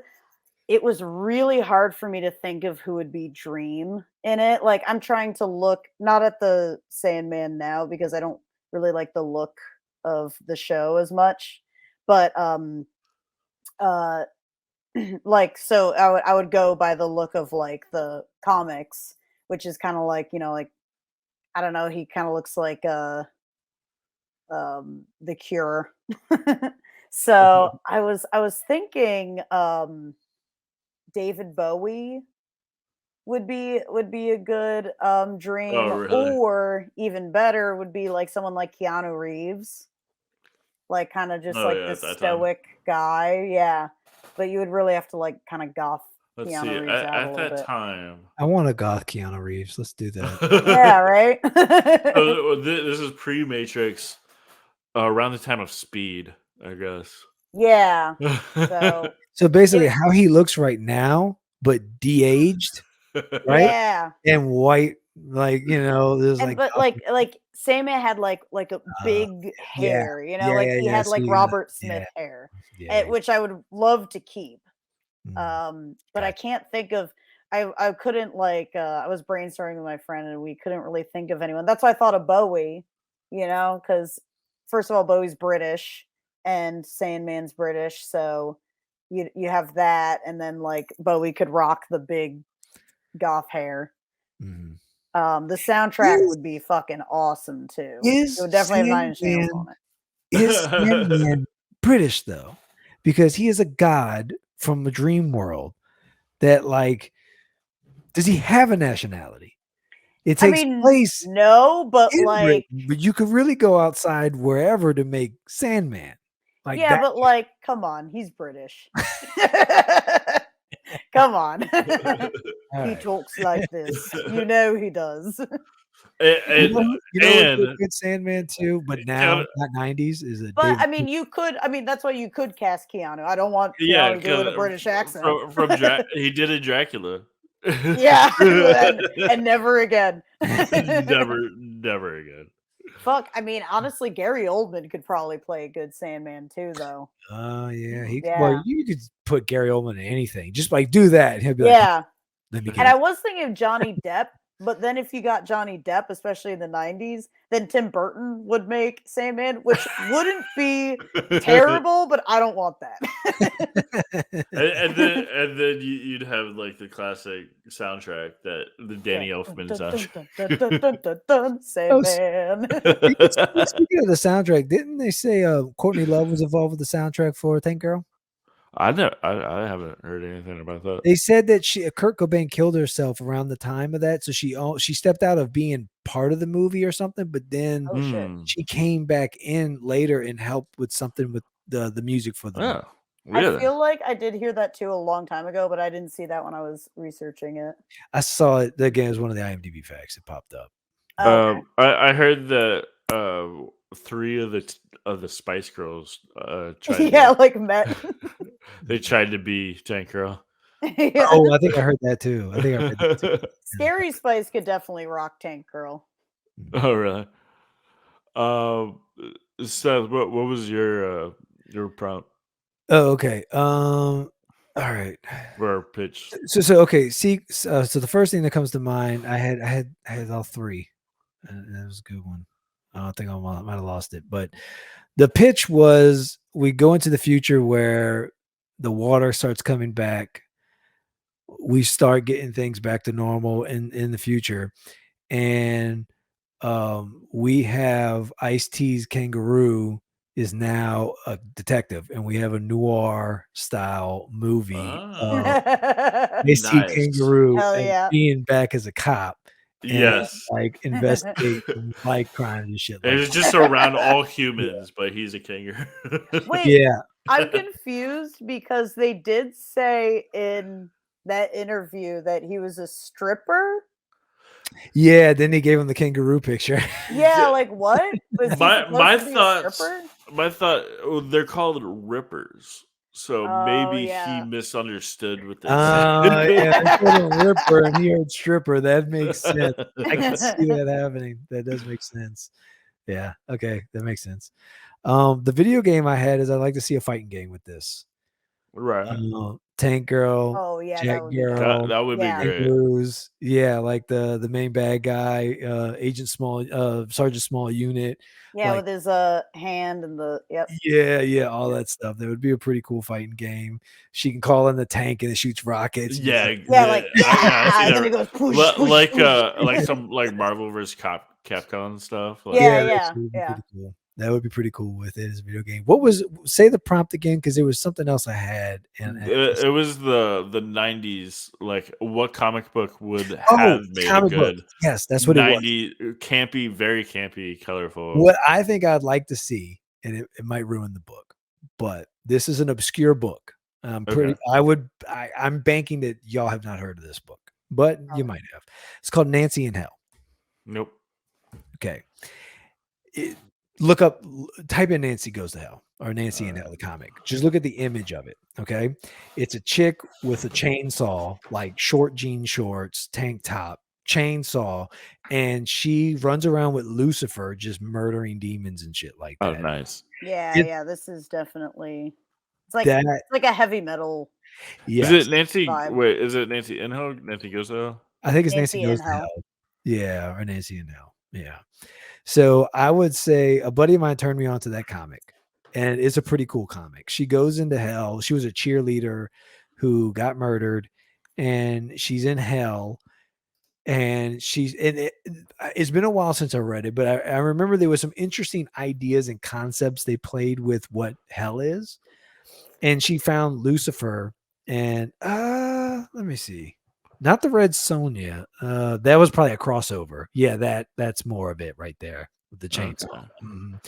Yeah, they look like they might have did a crossover for Red Sonja, but Nancy and Hell. Then there was one series of the Some of book. these There's a lot. There's just so many different ones. They're all with Yeah. a chainsaw. Yeah. like they're So- really trying hard to show like butt and boob and True. chainsaw This all was in one. I don't remember when this came out, but this was like, I think early 2000s. So it doesn't fit in the 90s as far as being out at the time. But if Okay. you're asking me if I wanted this done in a 90s camp, like Yeah. Yeah. doing like a whole Bruce Campbell type thing, but with Oh, her right. with the Yeah. chainsaw killing demons and shit, like No, that's dope. I like that. that would be That is fucking cool. yeah. I would like to see something like that. That's an obscure comic that not a lot of people seem to have heard of when I say it. And surprising because it's like an independent thing because there's Nancy in Hell, and then there's Nancy in Hell and on Earth, where there's another part of the series where she escapes hell with Lucifer. Mm. Because Lucifer is actually this really like beautiful dude who's really just like kind of a crybaby bitch. Who his dad rejected him, and he just really cries about it. And it's really everybody's ideas of hell and stuff like It's that popping that up have on here. built hell into I don't know what that is. Oh, Fancy Nancy. Yeah, I don't know if listeners yet get that, but yeah, he just found Fancy Nancy, and I don't even know what that is. This is a Every chill- day is Earth Day.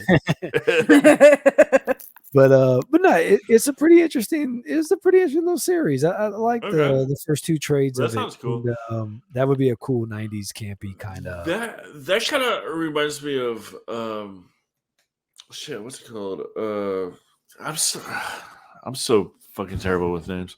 There's a comic, Lady Evil, I think, or Lady sounds something, where this daughter of Lucifer, she like goes to hell and she actually wants to kill Satan. Lady Devil. No. Oh no, that's an animal. And she just like goes through hell, just like destroying, killing demons and stuff. That just gave me those vibes. And they made like a animated movie, which I might cover on the show. That's cool. Yeah, that sounds fun. All right, that's got 3 there. There you go. I would like to see Lobo, like a '90s Lobo. hell That yeah. would be tight. Why haven't they made a Lobo movie yet? Right? Have you heard my recent podcast about Superman versus Lobo? No, I haven't. Did that just come out? There's a book. So DC does a series of books now called The Black Label, and they're kind of like more adultish comic stories where they'll print the F word in them and stuff like that, right? Nice. Stuff like that. Lobo, the story is Lobo. Well, the first book, it evolves from here. I'm not going to get all into it right now, but just this first book, Lobo basically hijacks a bunch of sex robots from a different planet and downloads Facebook into them. No, I did hear about that. Yes. Yeah. That was that the same episode that you talked about Prey? Yeah, I think so. Yeah, right. Yeah. Yeah. But for the audience or anything, like continue. Oh yeah, no. So he did this book, which would be funny to see in like a 2000 version of it, but like it just you made me think of it with Lobo is the book about like where he got a bunch of sex robots, downloaded Facebook into them basically, like social media, and they were just these crazy people that were running around trying to take down Superman as like, he saved me but left me on top of this building. There was no way for me to get out. Superman's terrible. Oh my god. And, Nobody has ever like said anything about that. He always does that, and nobody has ever complained. so they all complain, and then Lobo has his own like Alex Jones web show online where he's like going after Superman, being like, not a hero and all this kind of shit. It's crazy. Seeing a 90s camp Lobo, I think you're right. Like that would be that would be pretty cool. Yeah. I'm Wasn't not that sure. The Rock? The Rock was supposed to be Lobo. There was some talks about him doing man, Lobo. I'm glad he wasn't. That years would ago. have sucked. Yeah. Yeah. That's not the vibe. That would have just been The Rock, like all of his other movies. I know that there's like that picture of like someone photoshopped Momoa as Lobo. Yeah. And it's, like pretty good. I've seen a few of my friends on Facebook post that. Yeah. If you ever saw him in like I forgot what it's called. It was I think it was a Netflix show, and he plays like it takes place on in like this reservation, Indian reservation in Canada, and he kind of plays like a bad guy in it, and that's like his best performance. It's not really that good of a show, but his performance in that is good, and he is fucking scary in that. So it's like Momoa's got more range than you think. They just always make him like a face rather than like the heel. Like Jason Momoa definitely has like the body for it. He has a look for it. I don't know about character, but Ron Perlman would be good. Oh yeah. Especially 90s Ron Perlman. Hellboy. Before Hellboy. Yeah, even. before Hellboy. Yeah, before Hellboy. Yeah. Yeah. So I mean, that, and I didn't even think about Hellboy when I said Ron Perlman. That's the funny thing. Really? Like I totally forgot about Hellboy. I was thinking more of like Sons of Anarchy kind of thing. Yeah. Also, so I also had another idea. Like Tank Girl should be it should be an animated series on HBO or something. Like definitely R-rated. Yeah. Like liquid television MTV kind of thing. Yeah. Like Aeon Flux. You know what it would probably be though? It would probably go the route of the Harley Quinn show on HBO. Which actually it would now, but like now in the 90s. That's true. Or like I liked the first couple episodes of Harley Quinn, but I really got tired of it after a few episodes. Yeah. I thought I got better. They have shows like Primal on Adult Swim. Like if Adult Swim picked up Tank Girl, that would be dope. It would be something different. I don't think they would do like a Harley Quinn thing. And then have like Gorillaz do the intro song. Yeah. And then have Gorillaz' actual like characters that show up every once in a while. Like just or like one of the Gorillaz is like a main character. Like, and it's only like a 15-minute show. You know what I mean? Like why not? That's what like Adult Swim. What like Primal's like like 15 minutes. You're good. Like something on Adult Swim that would be cool. Yeah. So anyway, so that's that. Let's get into rating this. Seth, why don't you go ahead? Start. Let's see. I guess I'll give it. I think I'll give it 7 corpses sucked out for water. Out of 10. I didn't hate it, and when you look at it from that lens of the 90s and stuff, and like what it felt like, they were trying to do something and they got their hands held back, and it sucks. But I still think what came out of it is still I think at least worth a watch. It's fun. Yeah, like I don't hate this movie, but I don't love it. I probably won't ever run back to watch it again, unless maybe it caught it somewhere and whatever. But it's not something that's gonna like be something to come back to. But I appreciate its existence. I'll put it that way. I'm glad somebody took an obscure property like that and tried to do something with it, and I don't think it's the worst thing. So That's probably the best way to put it. Nice. Jenna. 5 out of 10 kangaroo dicks. Great. That we didn't see. Yeah, we didn't. 5 out of 10 unseen kangaroo dicks. I just like, again, like rewatching it, like I probably would have given it a 7 out of 10, 6 out of 10 back in the day, but like now rewatching it and everything, like there's just too much in it that I'm just like, ugh, like it is a lot. As the kids say, it's so cringe, man. Like, there's just like some cringy aspects to it that like I'm just like, oh my god, I don't really want to watch this, especially for someone who kind of has like tank girl aesthetics going on, you know. Like when you walk around like kind of like hunky gothy look, alternative look to you, people are like, oh, you like tube Harley socks Quinn over your arms. yeah. Oh, back in the day, that was my thing. It's like, oh, you look like Harley Quinn, you know what I mean? And it's like, oh, dude, no. So it's like that. So when I guess like I have more of a visceral reaction when I see like something like that.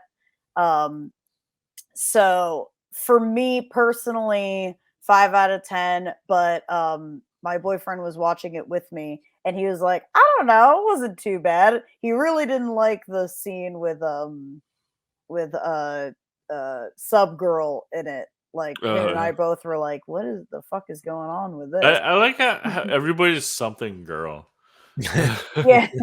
It's all like as tank, sub, or jet. So yeah, well, they did it because they were like, oh, it's like Supergirl, Batgirl, and then they were like, but it's all different. Let's make a tank girl. Military branches. Yeah, it's Army, Air Force, or Navy. Yeah, that's true. They gotta make like, yeah. What would like a Marines? Well, Marines, I guess. The sub. It still might be tank girl. yeah, tank. Yeah, tank. Yeah, so there were just some aspects I didn't like. I guess like for the novelty, if you've never seen it, just because it's got some good weird things going on to it, that's worth checking out. But yeah, this is the last time I'll probably watch it. Right on. Yeah, same here. We seem to all be in the same camp. It's like it's okay. It's not bad. But I'm more opposite of you, Jenna. Like I said earlier, like first time I saw it about 10 years ago or so, I was like, like I appreciate the aesthetic and the it's like a silly Sin City kind of. Yeah. But yeah, and I appreciate it for that, but I still just like didn't really enjoy it. But when I recently watched it, I enjoyed it more so.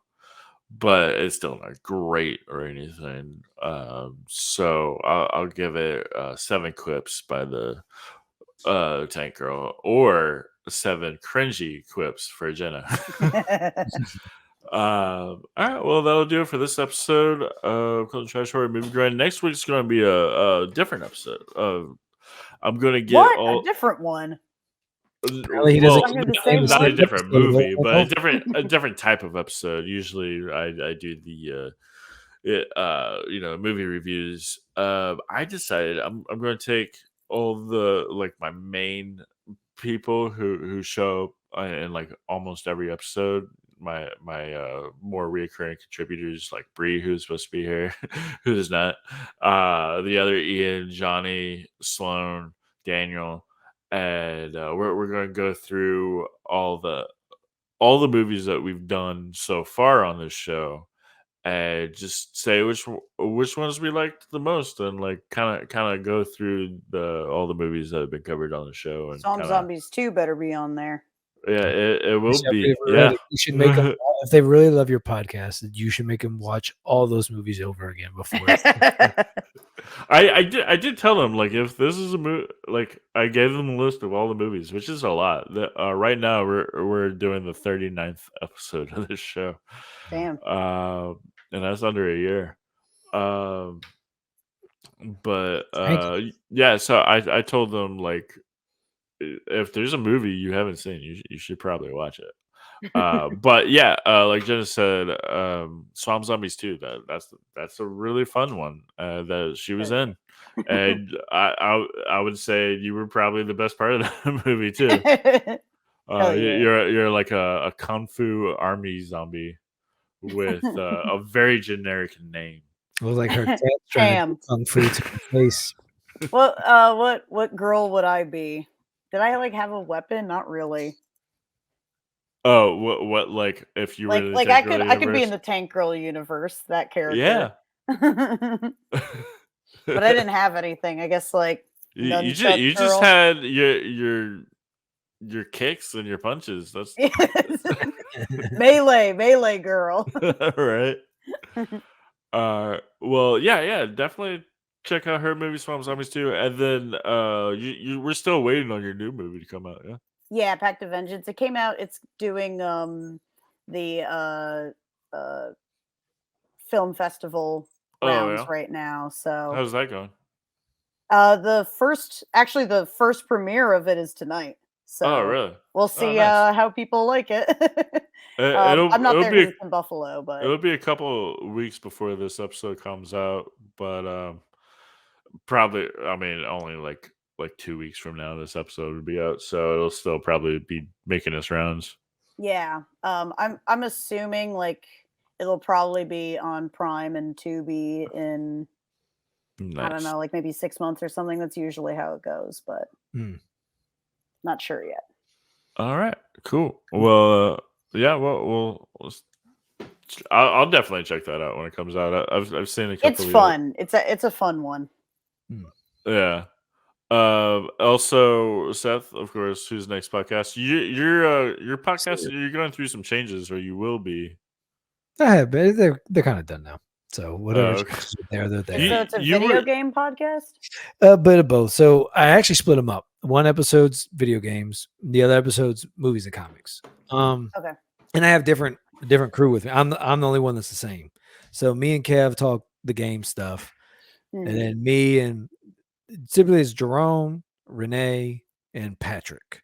4 of us do the movies and comics, but sometimes one's down here or there. I moved, so I'm in, got a new house, so got things set up, but it's pretty far.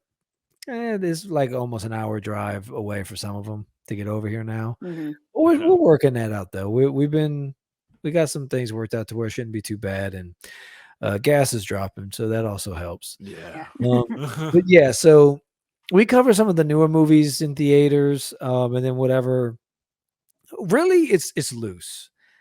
I'm not like that interested in like super reviews of stuff. We just kind of like you hear us, Ian. You have a conversation pretty much about it's very. I'm more for lax conversation on stuff and just kind of going with a small framework. Same thing on the games. Although we introduced Losing Lives again into gaming episodes. So we did Fatal Fury, which is an old anime. And that shit is bonkers. I think we're going to do Uncharted next. Losing Lives feed is still out there, so they're movies based off video games. That's what that. Did you do Fatal Frame video game? I haven't done. You know if I played it or have I watched the movie? Did that for the podcast? There's a movie off of Fatal Frame? No, just for the video game itself. Oh, so we just kind of play whatever and we'll talk about it. The Losing Lives function is more about that. But I do play horror games. I haven't played the Fatal Frames. I'm a big Resident Evil fan. I like the Resident Evil stuff. Silent Hill. I did a playthrough recently of Silent Hill 2, which was really good. PT always makes me cry. Yeah. It could have been. Yeah. Apparently Fatal Frame is a movie. Okay, based off the game, or is it just a movie? I think it's based off the game. It's Japanese, so. Oh yeah, maybe so then. Then. Actually, I have my old PS3 that I think I did download some Fatal Frame games because it was something I was interested in. Because I kind of play the Gambit. I don't do much on the Fortnite or sports games.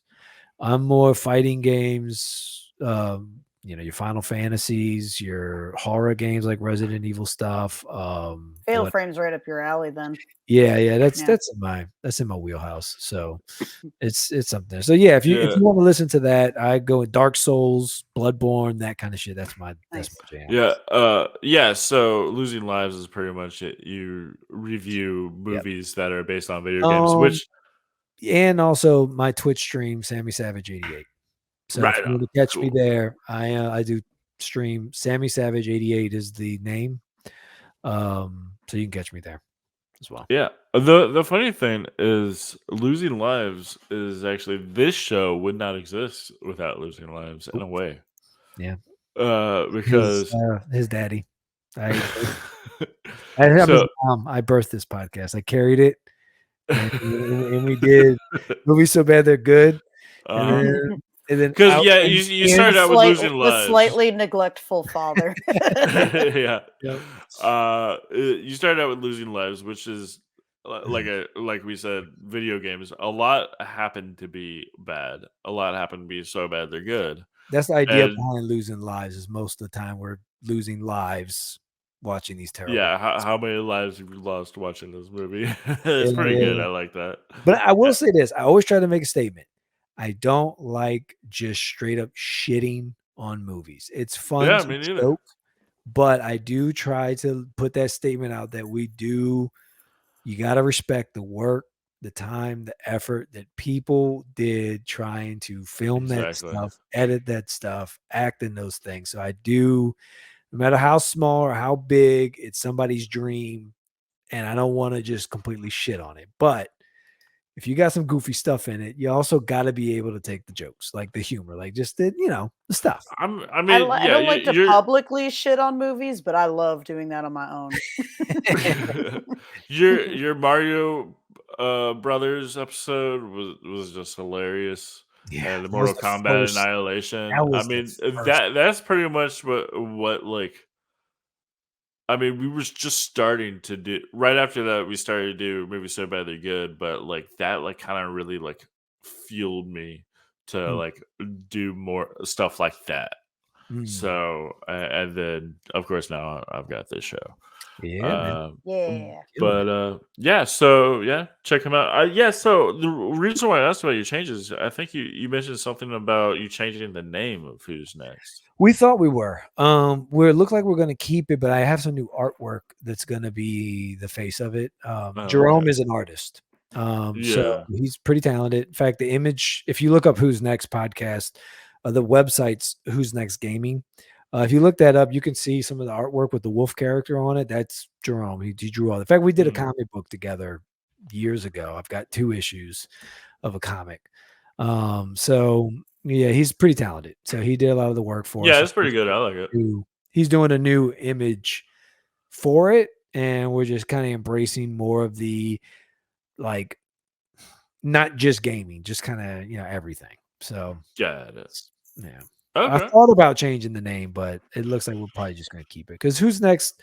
Actually, it's not a bad name that I grabbed. So yeah, it's. I mean, it tells you exactly what it's about. It's like video game. Like I beat you. Now who's next? Yeah. All right, cool. Well, thanks everybody for watching this. Definitely check out Seth Who's Next podcast. Check out Jenna, her movies. What again? What's the name of the new one coming out? Pact of Vengeance. Yeah. Yes. And then Swamp Zombies 2. And what's that other one? There's Hellcat's Revenge 2, Dead Man's Hand, and then I forget about it too. And Challenge of the 5 Gauntlets. Yes, yes. All right, yeah. All right, well, we'll move over to the Patreon. And thanks everybody for watching, and check out next week when we just go over all the same old episodes that we did already. But we'll talk about them. So take it easy, everybody. Show. Yeah, pretty much.